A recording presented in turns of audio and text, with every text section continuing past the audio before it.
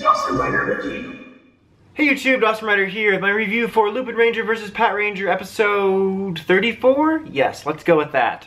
So this week was the first part of the debut of the Lupin Magnum. You know, we didn't get the mecha portion of it because, you know, the toy's not out yet. Wouldn't want to have spoilers. But we just got, you know, the Magnum portion. Not Magnum PI, but it's like the Magnum. So it was a Lupin-focused episode. I mean, it's the Lupin Magnum, so that makes sense. Speaking of, I was actually thinking during this episode, it would have been kind of cool if there was two Magnums. I don't know if one of them would be called, like, the Pat Magnum. That sounds really funny, like it belongs to a guy named Pat, like a Patranger Magnum. But the point is, like, you know, a Magnum for each of them, and then they could have each quested for it. Like, they could have split the episode and the focus on that, or had one for each. I don't know, it could have been as simple as a repaint. Like, they could have done a blue version or something. Or maybe give the Patrangers a sword or something. I don't know.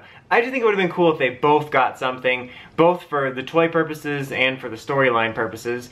Because, like, there was a little bit of time in this episode where it felt kind of evenly split between when they were cutting between the Lupinrangers looking for this thing and then the Patrangers fighting the Gangler. But it was only this short little chunk where there was kind of back and forth. But other than that, it was corely Lupin focused. And it just made me think, like, it would be nice if they both had something, because the quest for it was kind of character driven. Because basically they're like, oh, Noelle went missing looking for this thing. We need to go look for it in this location that's been used in lots of Sentai and Rider. And they get personally tested. Like, they all get sent to this dream world where they confront a dream version of their loved one they're trying to resurrect. And basically the test was, you know, you need to let go of the search for me. You don't need to be, you know, changing your life this much by becoming a phantom thief. And, like, you know, if you can let go of this goal by shooting this person, or, you know, the dream version of this person, you get the Magnum. And Toma and Umika could not do it, but Kairi did.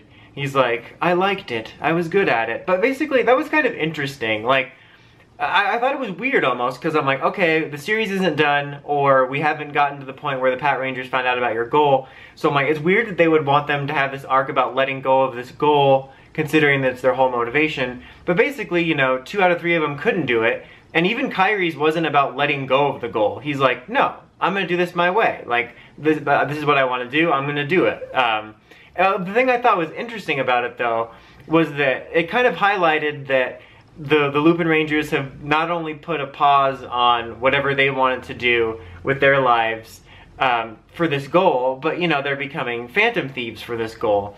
And I thought it was interesting that Kairi's was about, actually, I'm kind of good at this. Like, not only do I want to do this, like, don't tell me what to do, like, but I want to do this, but I'm actually kind of good at this.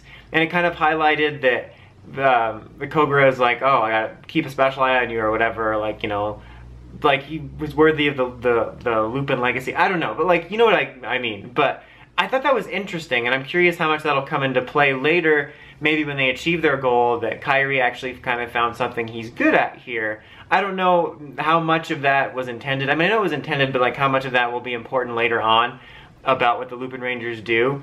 But also, speaking of, I don't remember if I mentioned this before, because I meant to bring it up a couple times in the last few episodes, and if I already mentioned it, I'm sorry. But I was kind of thinking about this the last few weeks, especially with the team-up episode. I was like, what are the Lupinrangers doing that's so bad? Like, yeah, they're called thieves, but they're not, like, robbing ATMs or old ladies or mugging people. They're just stealing, like, artifacts from evil criminals. Like, technically, yes, stealing from criminals is bad. So if someone were to steal, you know, the money out of a mobster's safe or something, that's still crime.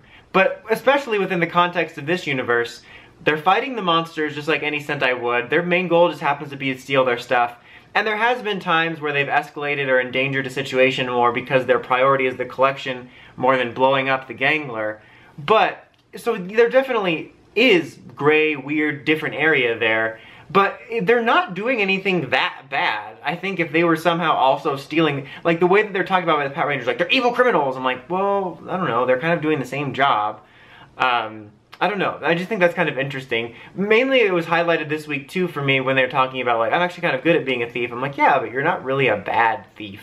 Like, you're stealing from evil people, stuff that was going to get blown up by the Patrangers anyway, because they, especially early on, didn't care so much about the collection pieces. But I don't know, I happened to think about that. But regardless of that, I think it was an interesting angle that I hope that they play out later with Kairi, maybe once the goal is achieved. Like, that would actually be kind of a neat episode whenever, like, presuming there's a chance that their loved ones either get resurrected or their mission comes to an end before the series finale, there could be like an episode where they all quit, but Kairi doesn't want to. I don't know, I think it was interesting, and I like how character-driven it was. It ended up being primarily Kairi-focused, since he's the one getting it, and he's the one that did what was necessary to get it. But it highlighted their individual journeys, and it was an interesting aspect to play off of, you know, how their lives have changed because of this goal.